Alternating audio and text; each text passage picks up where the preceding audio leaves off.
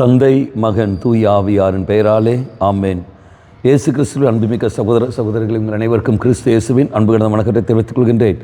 இன்றைய நட்சத்திர பாகமானது யோவான் நட்சத்திர 4ஆம் அதிகாரம் 43 முதல் 54 வரையில் திருவாக்கியங்கள்.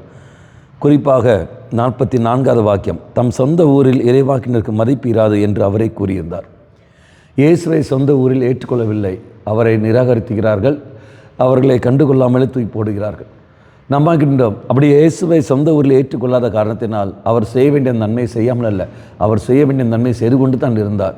தன்னை யார் ஏற்றுக்கொள்ளாங்களோ இல்லையோ, ஆனால் அவருக்கு தரப்பட்ட அந்த பணி அவர் நிறைவாக செய்து கொண்டிருந்தார். மக்களை நம்முடைய வாழ்க்கையில் நாம் பார்க்கின்றோம். இறை காரியங்கள் நீயும் நானும் ஈடுபடுகிற சமயத்தில் நம்முடைய சொந்தங்கள் கூட இருக்கிறவர்கள் நம்மை அங்கீகரிக்க வேண்டும் என்று எந்த ஒரு அவசியம் அங்கு இல்லை.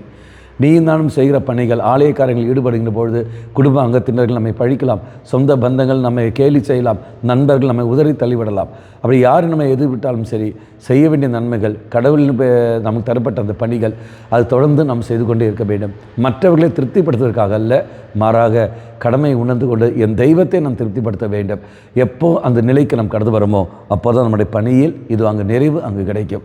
இயேசுவை சொந்த ஊரில் ஏற்றுக்கொள்ளவில்லை, இருந்த போதிலும் அவர் நன்மை செய்து கொண்டிருந்தார். அதே மாதிரி நீங்கள் நானும் இதோ நம்மை யாரும் ஏற்றுக்கொள்ளார்கள் இல்லையோ அது ரெண்டாவது விஷயம். ஆனால் நாம் மற்றவர்களை புரிந்து கொண்டு செய்ய வேண்டிய நன்மையை தொடர்ந்து நாம் செய்து கொண்டிருப்போம். அதற்கான கிருபைக்காக இறை சன்னதியில் மன்றாடுவோம்.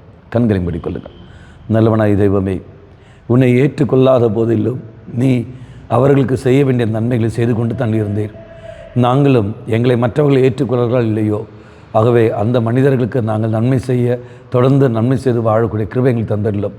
அம்மா மாதாவே, தெய்வ மாதாவே, எங்கள் மாதாவே, என் அன்னையே, விசேஷமாக எங்களுக்காக பரிந்து பேசும். ஆமேன்.